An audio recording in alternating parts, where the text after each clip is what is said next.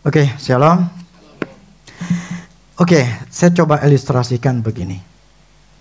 Misalnya si Pau-Pau, karena kemarin kita ke panti asuhan hari Senin kemarin, baru 5-6 hari ya. Misalnya si Pau-Pau ini anak panti asuhan. Coba Pau, kamu jalan sini. Papa berada di pinggir itu. Kamu ada di posisi, geser sini supaya kelihatan. Kamu sedang posisi ada di atas toren. Terus ada bisikan bilang, loncat. Ewin ngelihat. Koseno ngelihat.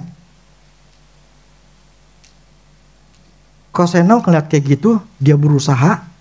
Kan dari jauh dia ngelihat kan, dia berusaha. Dia teriak-teriakan. Si Ewin ngelihat. Ngeliatin aja. Seno datang, kejar. Hei, mau ngapain? Jangan loncat. Turun. Teriak pada Papau. Ewin ngeliatin aja. Ngapain sih Papau di situ? Tuh anak gila apa ya? Tapi si ini berusaha. Dia coba naik si Kosenonya. Coba nolongin sini supaya dia nggak loncat. Karena setan ngomong nih, loncat aja. Mau ngapain? Loncat aja udah. Hidup lu kan susah. Lu dibuang sama orang tua. Mau ngapain lu hidup? Nggak ada yang mau peduli sama lu. Lu loncat aja. Seno berusaha. Coba naik. Nolongin. Siapa orang yang berguna, yang berjasa menolong Papa untuk nggak bunuh diri? Atau si Ewin? Oke, dah kamu.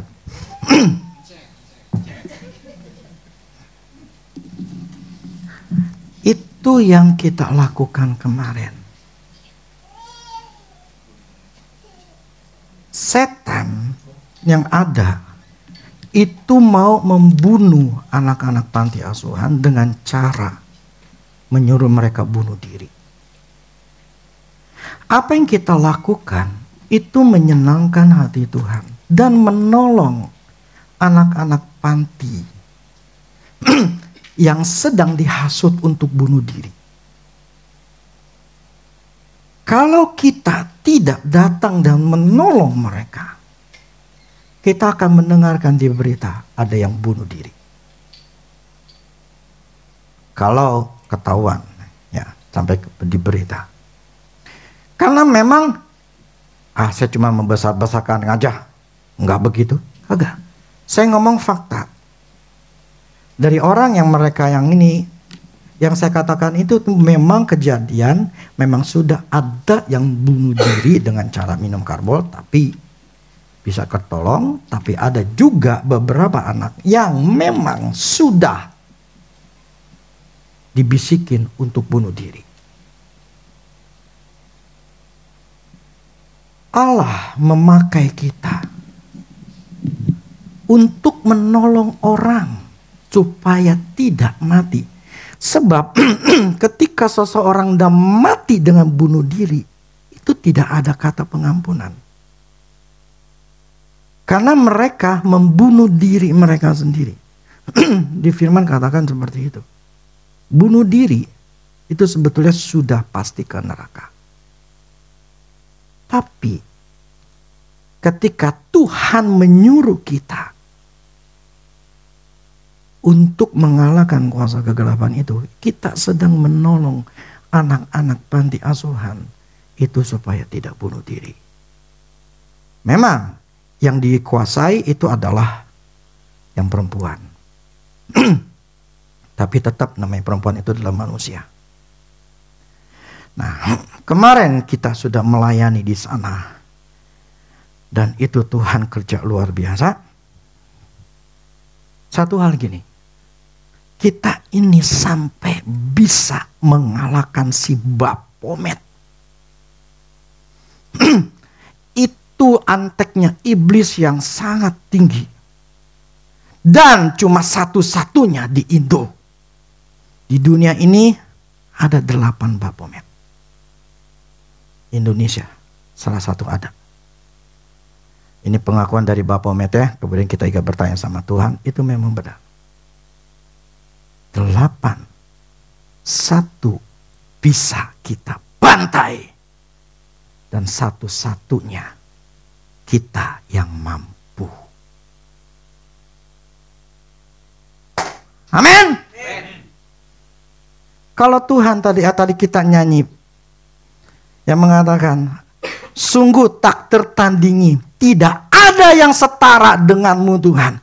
Hanya Yesus Tuhanlah yang terhebat. Yesus jauh melebihi penguasa dunia. Bukan cuma nyanyi.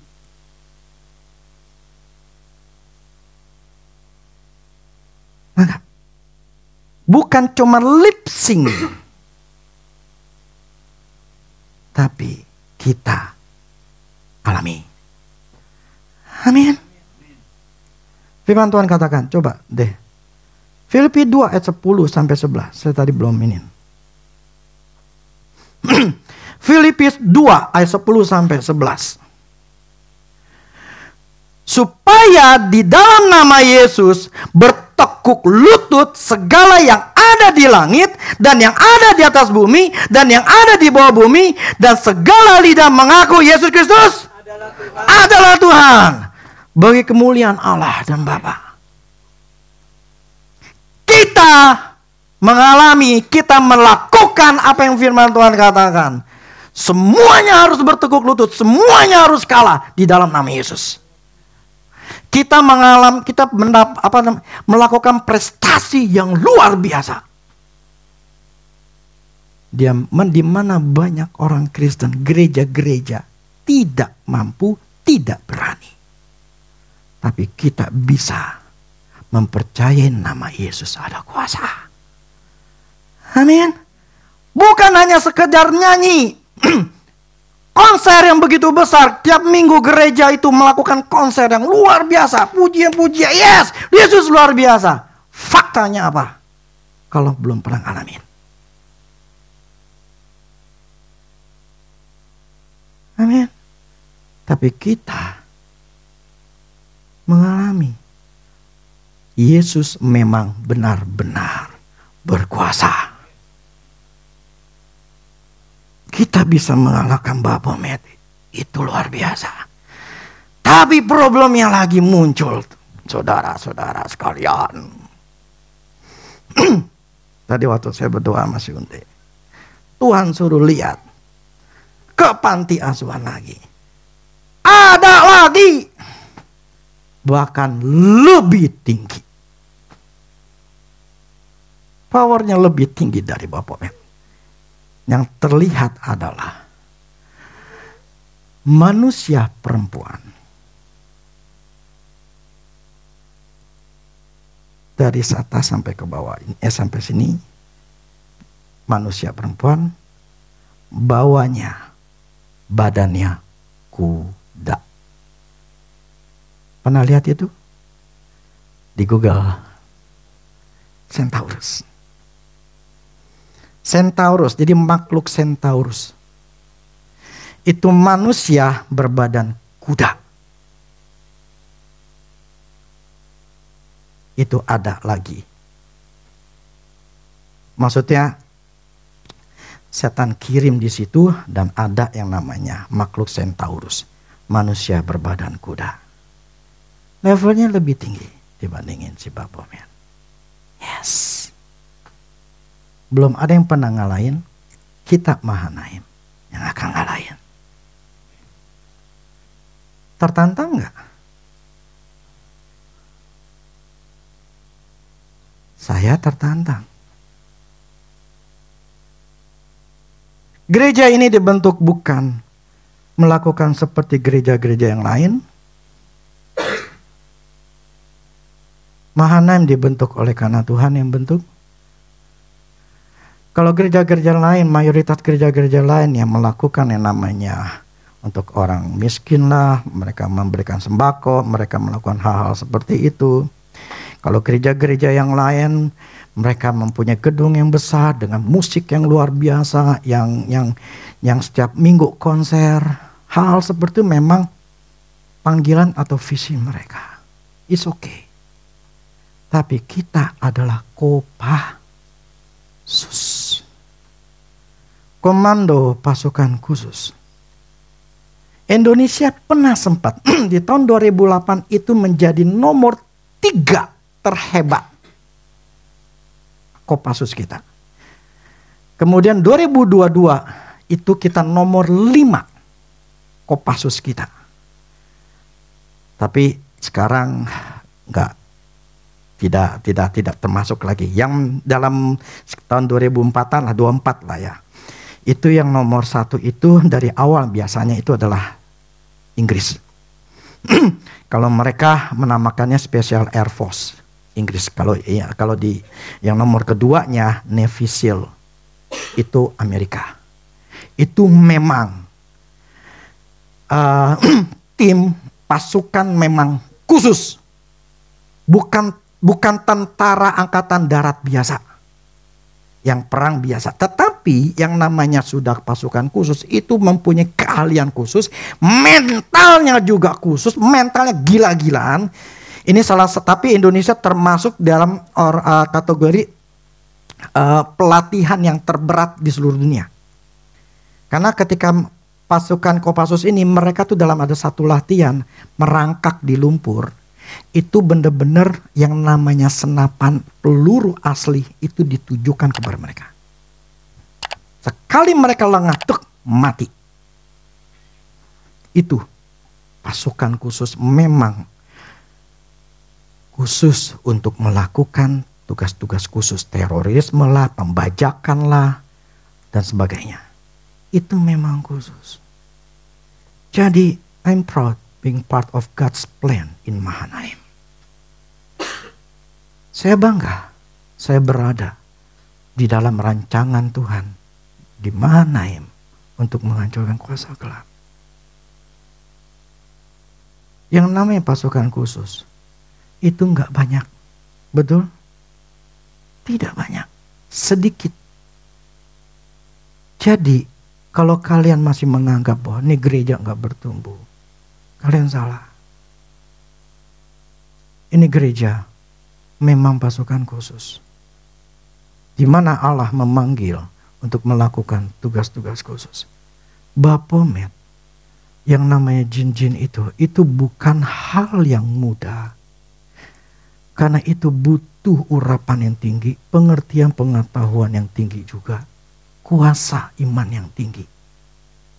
Dan itu pun juga memang tidak mudah. Tapi kita bisa mencapai itu. Itu luar biasanya Tuhan menolong kita. Tahu gak kalian? Nama kalian tuh dicatat sebagai orang-orang yang bisa menghancurkan Baphomet. Di surga dicatat. Karena tidak semua orang yang mampu dan bisa untuk bisa menghancurkan. Dan kalian termasuk orang-orang yang ikut terlibat. Dan itu dicatat. Plus, saya mempercayai begini. Apapun yang kita lakukan untuk Tuhan, tidak ada yang gratis di mata Tuhan. Semua yang kita lakukan untuk Tuhan, firman Allah katakan upahmu tidak akan sia-sia. Jadi kita dipanggil. Kita ini Tuhan, Tuhan itu butuh kita. Nanti tanggal 22 Februari kita akan pelayanan lagi ke sana. Kita akan kebaktian. Itu di hari Sabtu paling nggak jam 1 siang. Kita belum doain mereka satu persatu. Yang kemarin kita doain itu hanya orang-orang yang ditempelin sama roh. Ya, saya ngomongin ntar lagi. Nah, tanggal 22 Februari itu kita akan doain mereka itu satu persatu. Kita ngomong kepada mereka. Seperti konseling, seperti kita ngobrol. Kemudian setelah kita masing-masing tahu masalah mereka, kalian tumpangin tangan kalian, doain mereka. Itu anak 36. Dan Tuhan minta yang datang bukan cuma suami, tapi istri juga. Dan nanti itu kalian dibutuhkan. Nih kita paling cuma sekitar 20 lebihan. Yang kemarin datang paling sekitar 22 yang ikut.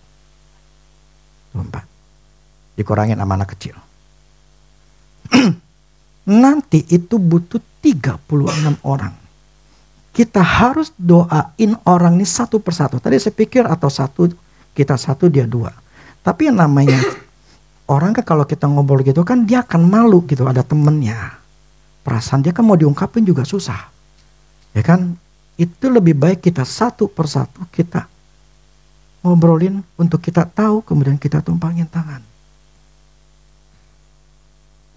Jadi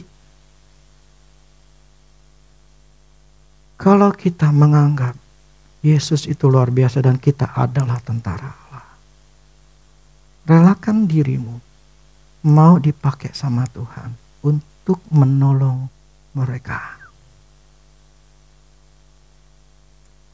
Amin. Kalian gak tahu sih kehidupan mereka seperti apa. Dan ini memang rancangan Tuhan untuk kita bisa melayani di tahun 2025 ini. Dari yang Kak Robert, yang waktu dia datang ke sini, waktu saya masih di Jepang, dia khotbah di sini. Disitulah ketika saya dengar, akhirnya saya langsung respon dengan cepat, saya telepon sama dia, saya setting tanggalnya. Kemarin makanya. Nah, saya tahu ini tidak cukup kemarin. Nah, waktu kita pertama kali ngeliat ke sana, ada yang kita dengar, maksudnya ngobrol kayak gitu. Kasihan sebetulnya. Bayangkan kalau itu terjadi di anak kita. Bayangkan itu terjadi di saudara kita. Apakah kita, yang tadi si Papa seperti itu. Kalau tadi si Ewin misalnya nggak punya perasaan, cuman hanya nontonin doang. Berarti dia nggak peduli. Lu mau mati nggak mati, emang gue pikirin. Bukan anak gua kok. Itu benar-benar egois. Tetapi ketika ada orang yang melihat kayak gitu, gue harus tolong.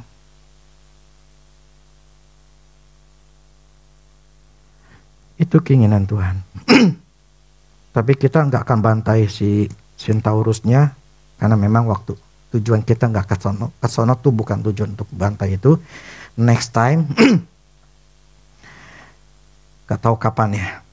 Tapi prinsipnya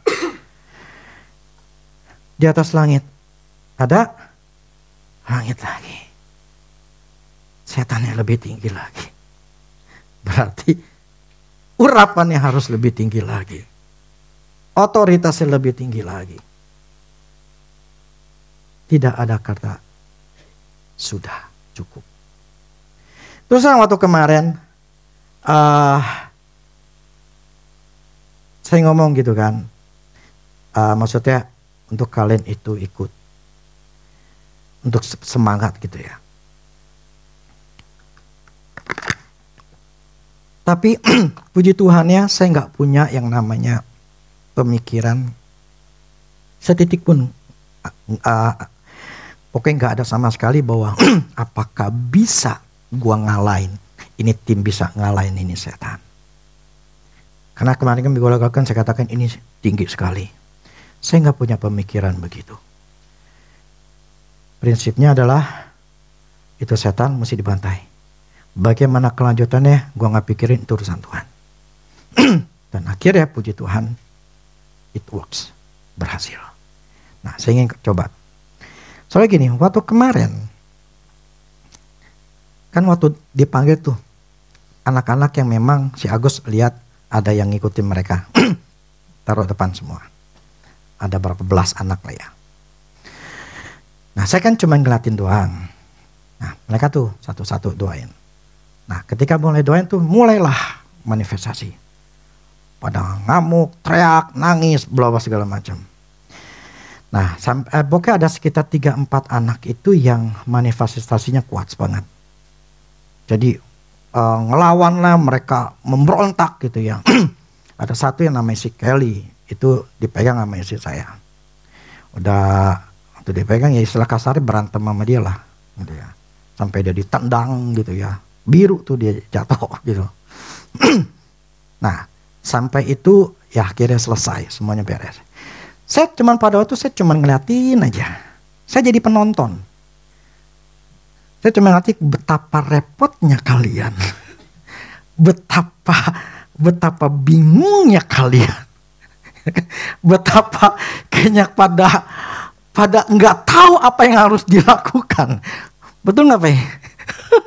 Ini gimana nih? Ini udah keluar belum nih? Ini apa lagi nih? Aduh, ini gimana nih? Kok Agus, ini gimana? Udah keluar belum? Gitu kan? Jadi pada kelimpungan gitu loh. Pada kebingung. Saya cuma ngelatin aja. Saya sambil ketawa. Syukurin.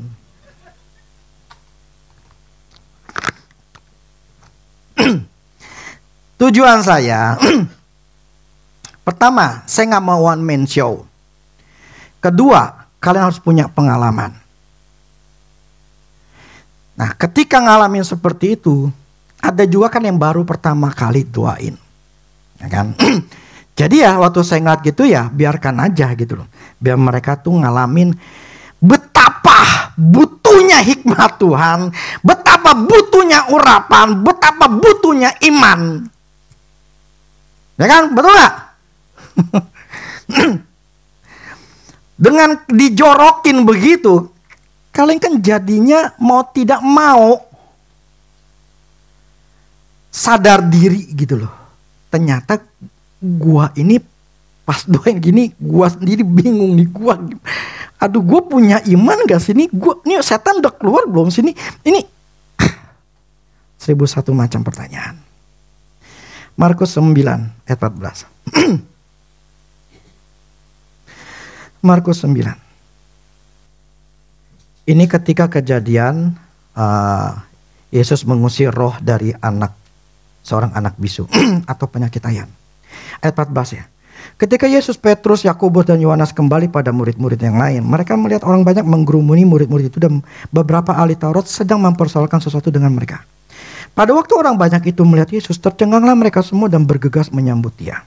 Lalu Yesus bertanya kepada mereka, "Apa yang kamu persoalkan dengan mereka?" Kata seorang dari orang banyak, "Guru, anakku ini kubawa kepadamu, karena ia kerasukan roh yang membisukan dia. Dan setiap kali roh itu menyerang dia, roh itu membantingkannya ke tanah, lalu mulutnya berbusa, giginya bekertakan dan tubuhnya menjadi kejang. Aku sudah meminta kepada murid-muridmu supaya mereka mengusir roh itu, tetapi mereka tidak dapat." Maka kata Yesus kepada mereka, "Hai kamu angkatan yang tidak percaya, berapa lama lagi aku harus tinggal di antara kamu? Berapa lama lagi aku harus sabar terhadap kamu? Bawalah anak itu kemari." Lalu mereka membawanya kepadanya.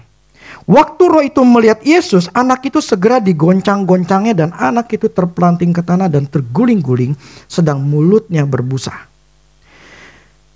Nah, tunggu dulu, sampai sini dulu. Ini saya jadi keingat, dulu saya pernah pelayanan di dekat Green Garden ya. Yang punya rumah ngomong gini, dulu ada anak buahnya, itu punya penyakit ayan. Jadi ketika dia penyakit ayan itu air ya.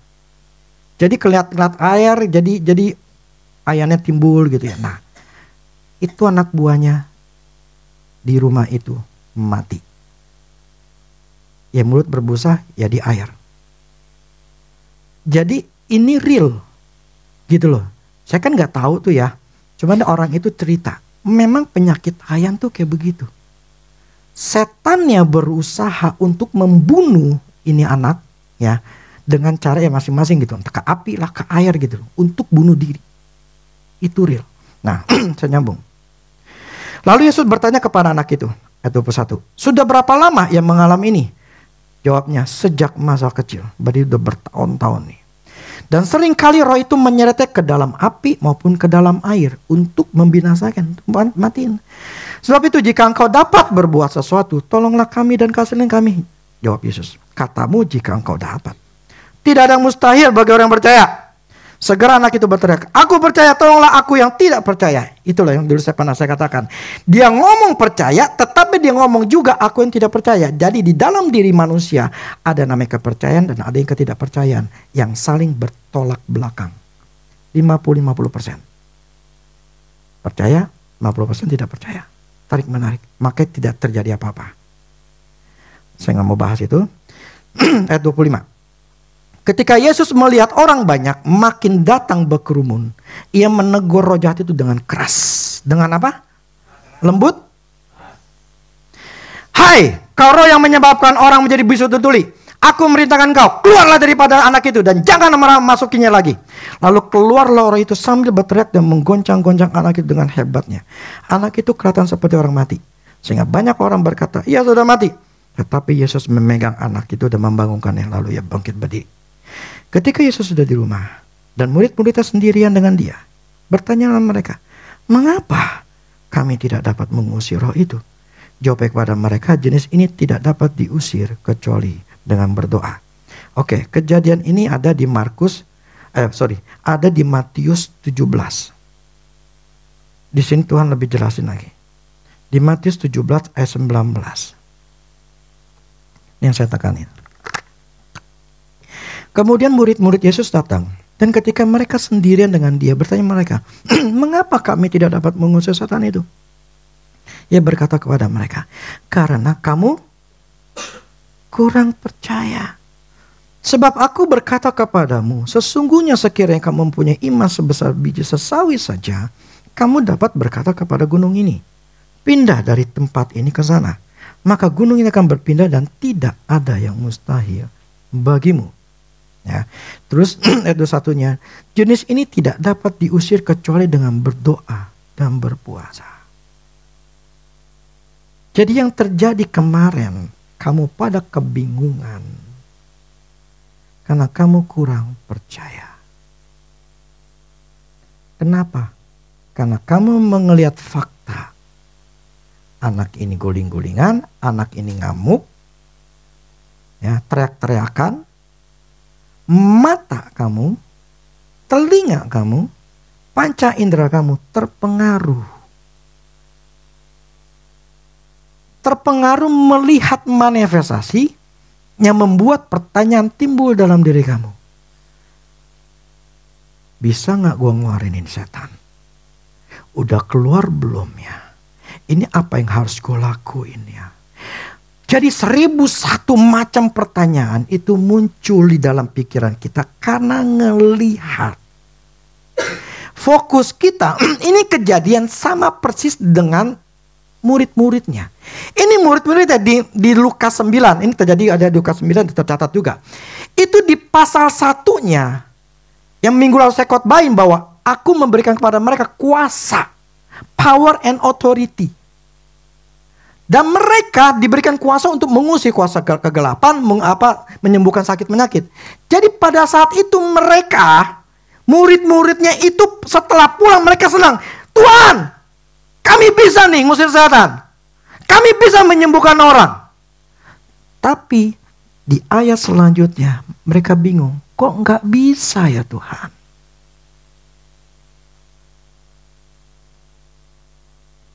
Kenapa nggak bisa? Karena mereka melihat. Pelayanan pelepasan memang bukan hal yang mudah. Ini saya ceritain nih. Dulu pernah kita Mahanaim. Yang dulu banget ya. Dia pelayanan. Doain orang kerasukan. Tahu nggak apa yang dilakukan yang orang kerasukan ya? Pendoa ini didatang digaplok, pak, terus dijambak. Tuh. Terus satu lagi, dia habis doain orang, pelepasan, pulang istrinya muntah-muntah, badan gak enak, sakit muntah-muntah. Habis doain. Setelah itu akhirnya minta sama si AU. Kenapa? Diserang balik.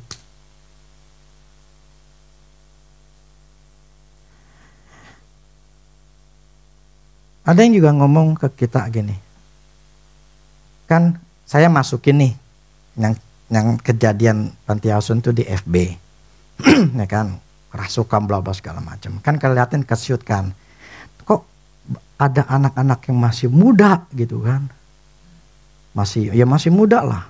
Terus orang yang ngeliat ini bilang, wah ini nggak boleh, ini resiko nih, anak masih muda begini disuruh doain, nanti kenapa-napa nih, nanti diserang balik. Apa di sini pas pulang ada yang serang balik? Ada nggak? Aman nggak? Jujur. Lapar doang. Udah makan lapar lagi. Oh.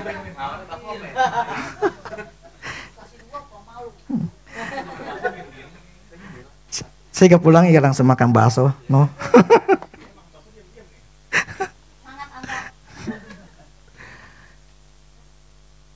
Gini,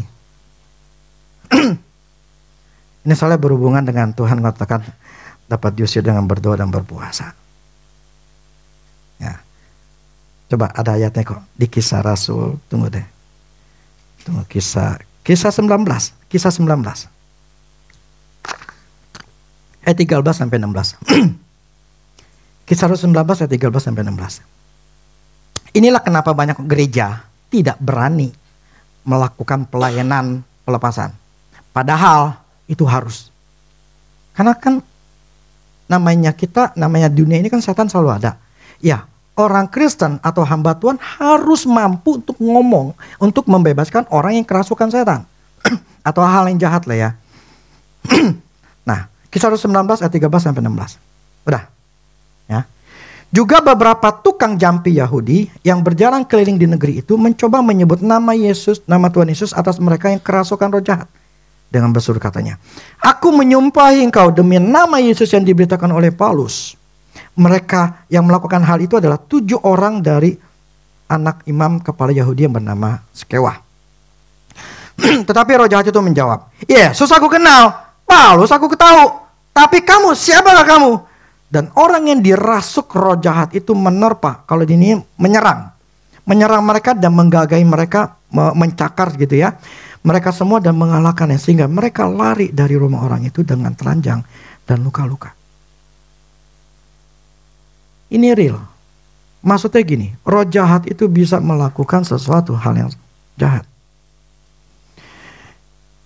Pelayanan pelepasan itu memang harus diawali dengan doa dan puasa.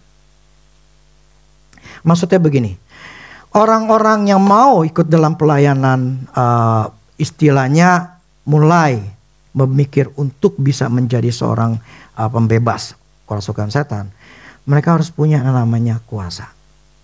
Mereka harus namanya punya iman. Jadi doa dan puasa tujuannya adalah untuk mereka mengerti akan urapan, akan kuasa Tuhan yang mereka butuhkan untuk ngelawan setan. Nah, itu saya udah lakukan jauh sebelumnya. Waktu kemarin untuk pelayanan itu, wah ini Baphomet tinggi nih. Apa yang saya lakukan di rumah? Kan kita pergi sekitar jam 12-an. Sekitar jam 10, setengah 10, jam 10. Yang saya lakukan adalah tidur.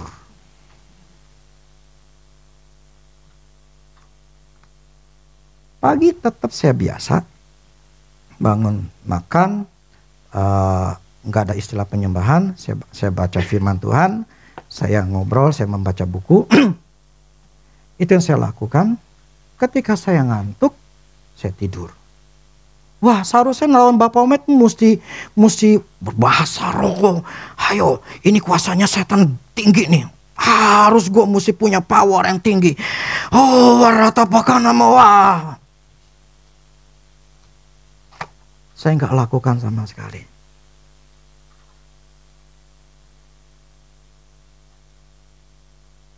Vidi. Apa artinya? Aku datang, aku lihat, aku menang. Karena saya punya keyakinan, ini kerjaan Tuhan.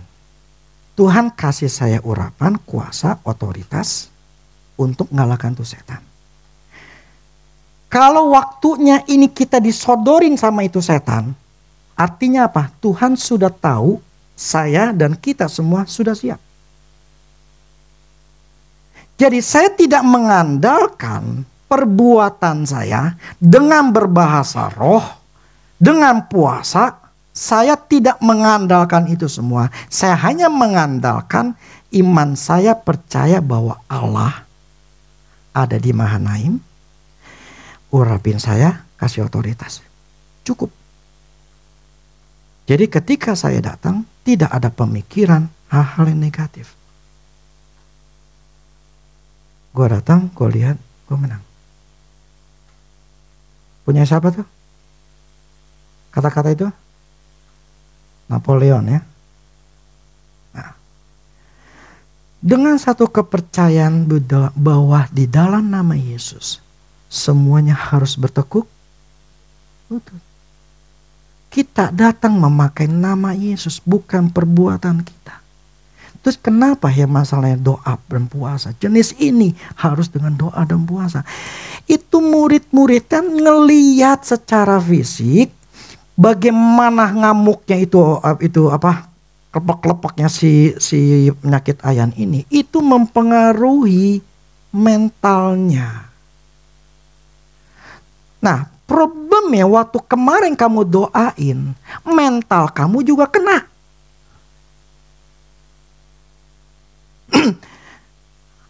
Mata kamu melihat, mental jadi kena, jadi kenyi gitu loh. Bahkan ada yang sampai menjauh gitu loh. Saking takutnya. It's okay gitu loh. Makanya saya ngomongin hari ini. Biar itu satu pengalaman yang sudah kalian alami. Sekarang diajarkan bahwa kalian itu seharusnya tidak boleh terpengaruh dengan apa yang kalian lihat. Nah kan? Nah.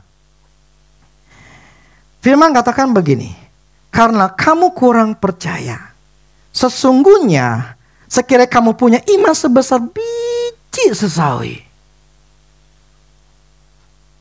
Berapa banyak kita di sini ngomong, waduh, saya butuh urapan yang tinggi. Gimana cara dapat urapan tinggi? Saya mesti butuh iman yang tinggi nih. Gimana nih? Kacau nih. Tuhan bilang apa? Biji sesawi. Gini loh. Kalau engkau berkata kepada gunung itu pergi, cuma sebesar biji sesawi, itu gunung itu pindah. Maksudnya begini, ketika kita ngomongin, firman kata gini, apa yang kau ikat di bumi akan terikat di surga. Jadi ketika engkau bicara dalam nama Yesus, aku ikat, itu terikat. Jangan ada pertanyaan, ini kikat enggak ya? Kita harus punya confidence, keyakinan apa yang gue omongin terjadi. Jadi ketika kita mulai mendoakan, jangan ada pertanyaan di dalam diri kita. Dalam nama Yesus aku perintahkan dengan kau setan. Aku ikat dan aku perintahkan keluar. Aku perintahkan hancur dalam nama Yesus. Yang tadi dikatakan, Tuhan tuh ngomong dengan keras atau dengan lembut? Yang kemarin kejadian begini, pemerintahkan dalam nama Yesus. Tutup mata lagi. Dalam nama Yesus, aku perintahkan kau setan keluar. Aku keluar. Jaga jarak, ngomongin komat kamit.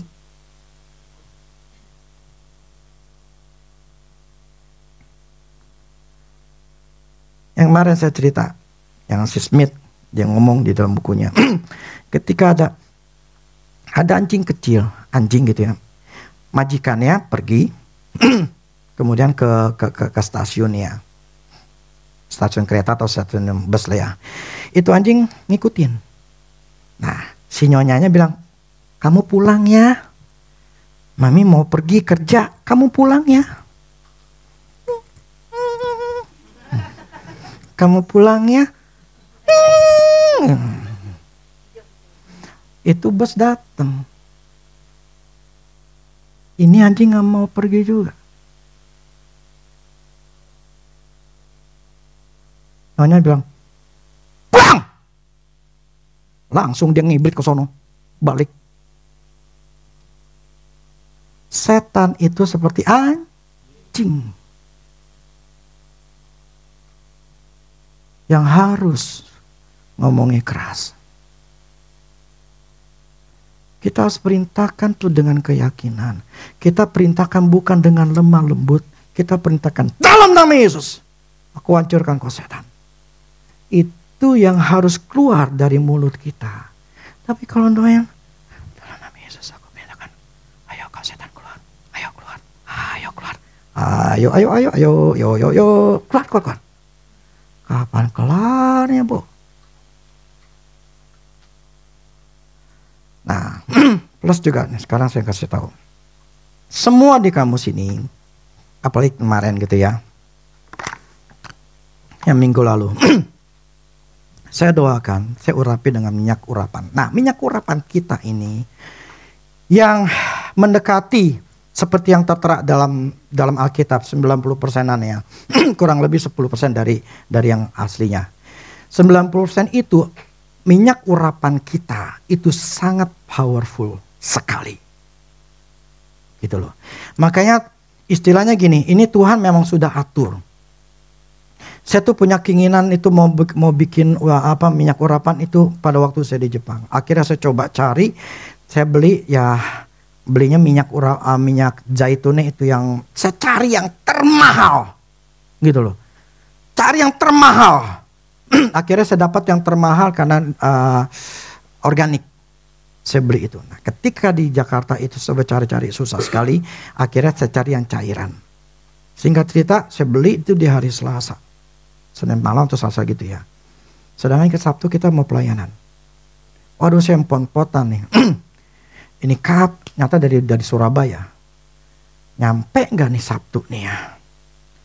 Oh ternyata puji Tuhan nyampainya itu Sabtu siang.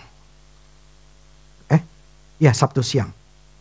Sabtu siang karena kan saya mesti doain kamu juga melalui minyak urapan itu gitu. Nah itu terjadi Tuhan pakai minyak urapan itu nambah power buat kita. Nah ketika saya urapin kamu semua, di tangan kalian itu ada api. Yang Tuhan pakai di Mahanaim ini urapan api untuk ngancurin setan. Ya. Nah ketika kita mendoakan, kalian harus percaya bahwa api yang ada di tangan kita itu sedang ngebakar. Membakar roh yang ada di dalam anak itu. Nah, masalahnya begini. Ada di antara kamu itu apinya kecil. Gitu loh. Segede bola bekel. Ada yang apinya besar. Ya. Masing-masing itu berbeda. Seperti bola kasti gitu ya. Tapi prinsipnya kamu sudah punya api. Nah bedanya ketika kamu lagi ngebakar. Anggap kalian masih korek api gitu ya, ngebakar.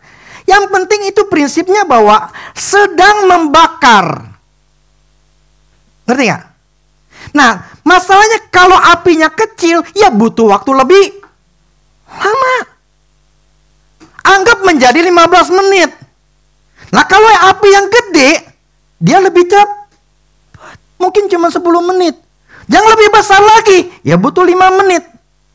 Prinsipnya semua kamu itu sudah punya kuasanya. Amin. Jadi urapannya sudah punya. Cuma waktu yang membedakan. Jadi bukan mikirin, nih udah kebakar belum nih? Ini udah keluar belum nih? Soalnya kemarin si Agus kemarin dia ngomong begini. Itu ada anak, itu rohnya itu udah di sampingnya tinggal keluar gitu loh. Tapi ditinggal. Jadi rohnya masih nempel sama itu anak karena udah ditinggal. Padahal tinggal dikit lagi dihancurinnya, lepas kebakar gitu loh. Tapi problemnya yaitu enggak bergantung sama Roh Kudus sih. Bukan bergantung kepada Agus. Gitu loh. Kalian harus punya yang namanya keyakinan.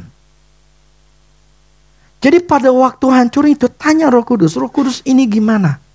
Udah selesai belum? Atau gimana? Kalian harus berpatokan kepada hati kalian di sini. Itu mesti ada pengalaman demi pengalaman. Di sini akan kasih tahu belum. Karena hati kamu udah berasa ini memang belum nih. Itu Roh Kudus kasih tahu belum. Kayak orang ada yang cengkram, belum. Tapi kalau sudah selesai, lega, berarti udah selesai. Nangkap gak? Jadi nggak boleh mikirin negatif thinking gitu loh. Kalian semua sudah dipunya kuasa urapan yang udah ada. Gitu loh. Tinggal dipakai untuk menghancurkan kuasa gelap. Nangkap?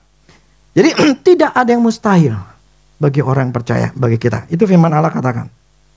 Nah, jadi sikap kita atau waktu kita cara melakukan pelepasan. Pertama, kita harus punya keyakinan akan punya kuasa di mulut maupun di tangan. Ya, confidence-nya harus ada. Yang kedua, pada waktu kita doain, harus munculin. Ya, setannya itu harus dimunculin. Jadi di dalam nama Yesus semua kuasa kegelapan yang ada di dalam roh anak, di dalam anak ini muncul. Supaya itu ya muncul, nggak sembunyi gitu loh. Jadi kalian ini roh apa ya? Aduh, ini roh apa ya? Nggak perlu.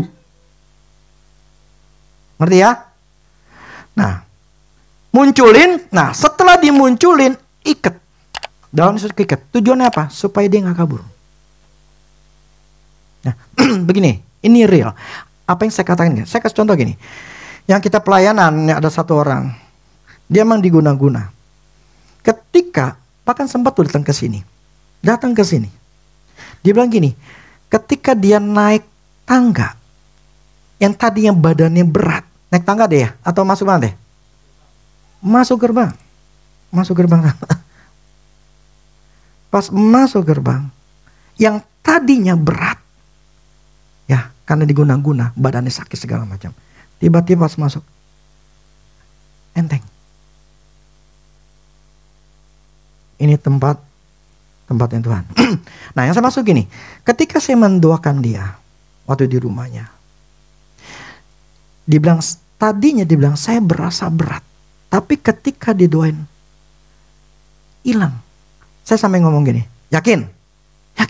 Tadi berat, gak enak banget. Kepala saya sakit. Tapi ini hilang total. Yakin? Gak ada sakit atau ini? Gak ada. Dunia roh itu real. Setan itu real. Yang saya maksud gini, ketika engkau mendoakan itu anak, harus juga nanya sama dia. Apa yang kamu alami?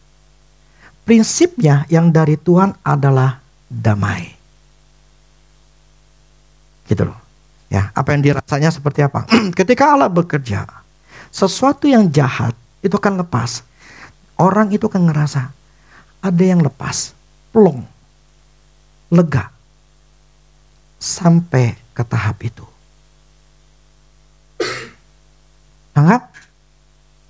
Oke.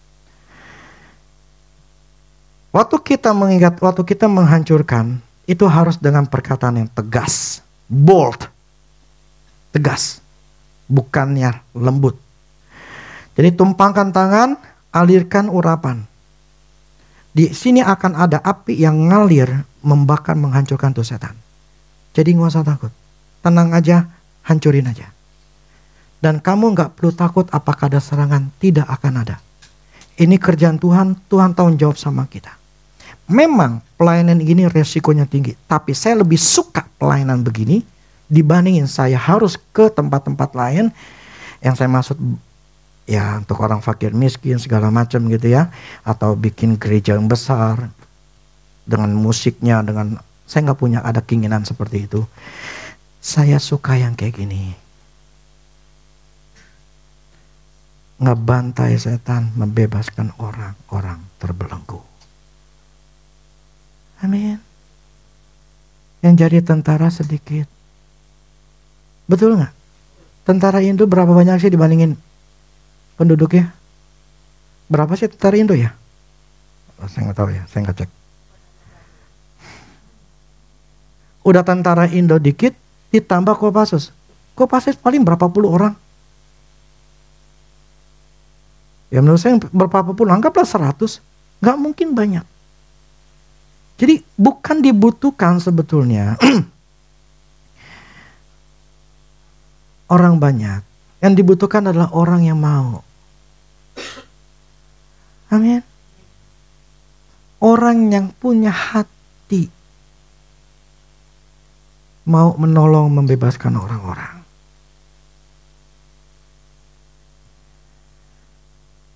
Roma 16 ayat 20. Oke, ini terakhir ya.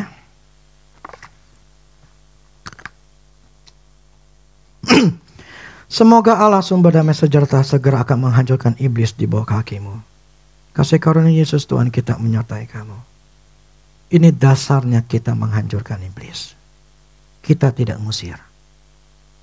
Kalau ngusir, itu setan akan kabur. Nah, gini loh.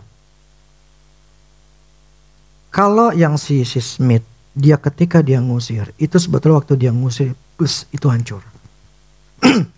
Cuman powernya tinggi banget. Dia sudah high class banget, udah high end gitu loh. Yang saya maksud begini, memang kita mengatakan menghancurkan untuk memang secara alam roh ini hancur. Tetapi kalau orang yang power ya udah selevel Smith, ketika dalam Yesus keluar, itu dilepas, itu langsung kebakar, hancur. Cuman level kita nggak nyampe sampai sana kan, gitu loh. Jadi level kita adalah bagaimana kita menghancurkan dengan urapan tangan ini. Jadi saya berharap tadi waktu kita doa, Tuhan itu butuh kita. Dipakai untuk anak-anak ini. Amin. Punyalah hati. Bayarlah harga. Kasihan mereka. Kamu bisa bayangkan yang kemarin saya cerita, ini yang saya tahu cuman ya si anak ini aja. Bapaknya kawin lagi, emaknya kawin lagi. Anaknya 3. Bayangin dibuang, ditaruh, gue gak mau ngurusin. Kan ada yang kayak begitu. Mereka mementingkan dirinya sendiri, anaknya beda biarin ya, gue tinggalin. Ini yang kemarin itu namanya si Kelly itu yang punya 10 setan di dalamnya. Ini yang bikin kaki saya biru. Si Agus dicekek. Saya cuma nontonin. Seru sih, seru gitu loh. Tapi maksud saya itu benar-benar real gitu loh. Itu matanya merah. Setan itu muncul. Oke lah, ya kalian udah lihat, kalau lihat yang di grup atau di FB itu saya sharein. Nah, saya pengen nanti masukin di YouTube sama kesaksiannya setelah mereka dilepasin tuh kayak apa. Gitu. Kemarin saya sempat dengan si Saminya, mereka bilang itu damai, ada tenangan, kedamaian. Itu nomor 1 yang dari Tuhan. Oh. Jadi pada waktu didoain, dia bilang tuh, dia tuh nggak ingat apa-apa. Waktu udah sadar dia bilang nggak ingat apa-apa. Jadi benar-benar dikuasai sama setan. Jadi dia bilang tuh pada waktu itu dia merasa bahwa dia tuh lagi jatuh ke jurang. Ada yang tarik dia ke jurang, ke bawah gitu ya. Tapi ada tangan terang gitu ya, yang ngangkat tangan dia ke atas. Itu siapa? Yesus. Menampilkan melalui kita. Ngerti gak? Kristus ada melalui kita. Saat itu lagi ngedoain. Berapa orang itu? Gila yang ngikat, yang megang dia sampai ada 5 orang kali ya. Sampai akhirnya lepas. Kemudian itu anak ukuran siapa ya? Yang masih kecil ya. Papa masih kalah tinggi. Gitu loh. Anak kelas 12 tahun. Cuma dia gak kurus aja, gak kurus banget. Hah? Nggak, tinggian dia. Tinggian dia dikit. Itu ketika lagi dipegang begini, ya. Dia bisa lagi tidur gitu, udah kayak di film-film. Bener, udah kayak di film-film. Itu kuatnya setengah mati, udah kayak anak laki-laki gede banget gitu loh. Saya ingat dulu si Smith, ceritanya gini, di bukunya. Dia disuruh doain satu orang, perempuan, umur sekitar 17-an. Ketika dia masuk kamarnya, itu benar aura setannya gila, kuat banget dia bilang. Itu ada empat atau berapa laki-laki, itu megangin itu anak. Anaknya kurus, kecil. Tapi itu bisa dilawan 4 orang, badannya keker, itu bisa lepas. Itu kuasanya siapa ya? Saya pikir punya saya. Tapi ketika dia ngelihat itu anak yang dikuasai setan. Itu si setannya langsung bilang, gitu ya. Smith hanya bilang, dalam nama Yesus kupindahkan, keluar kau setan. Itu langsung ngegerpek, plek. Ya suruh mak bapaknya sholat telanjang bulat. Untuk beresin laki-laki keluar, semuanya akhirnya sampai dia sadar, dia pakai baju, dia turun, makan. Itu kuasa Tuhan menolong orang lain. Masa sih gak mau punya pengalaman kayak gitu?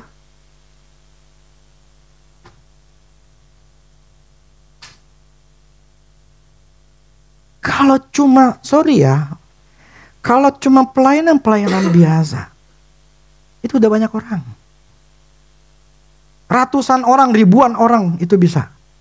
Tapi kalau masalah ginian, jadilah salah satu orangnya. Amin. Biar namamu dicatat di kerajaan surga sebagai seorang penolong dari namanya si Kelly ini, dari bunuh diri. Engkau penolong. Karena semua kita akan dihakimin. Baik yang baik maupun jahat, itu semua akan diomongin. Oh ternyata engkau Lisna, kamu pernah nolong si Kelly. Oh ternyata nih siapa si Oki.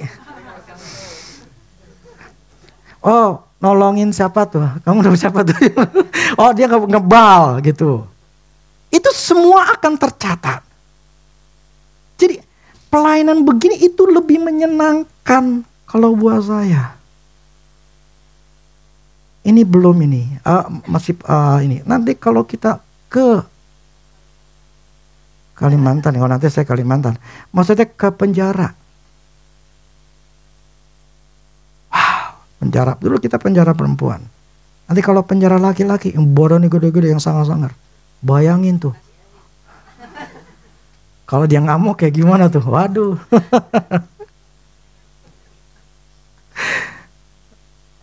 Apalagi nanti saya akan bisa ke Kalimantan. Yes. Pengalaman. Selama ini kan ketemu dukun kan cuma di alam roh. Nah, siapa tahu nanti saya ketemu dukunnya face to face. Who knows? Kalau memang Tuhan izinkan ya. Sok. Punya pengalaman yang enak, amin. Yang enak. Yang aneh-aneh gitu loh. Dipakai sama Tuhan. Jadi Kopassusnya Tuhan. Amin. Bukan, kamu bisa bayang gak? Kopassus nih, kerjaan Kopassus. Ada di lampu merah. Mundur. Bener gak sih? Mungkin gak? Ada kemungkinan bisa kalau dia lagi di situ, anggap ya macet misalnya. Itu pun kalau dia mau. Tapi kerjaan dia bukan itu. Betul gak? Kerjaan dia kan untuk hal yang khusus-khusus. Pembajakan lah. Terus ada yang segala macam lah, teroris atau macam itu mereka dipanggil untuk yang khusus. yang mau jadi polisi lalu lintas ya sok jadi polisi lalu lintas. Tapi beda. Jadi, sorry bukan saya ini. Kamu punya harga diri lebih tinggi seharusnya. Bukan malah rendah di gereja kecil. Kan banyak orang bangga banget loh di gereja gede.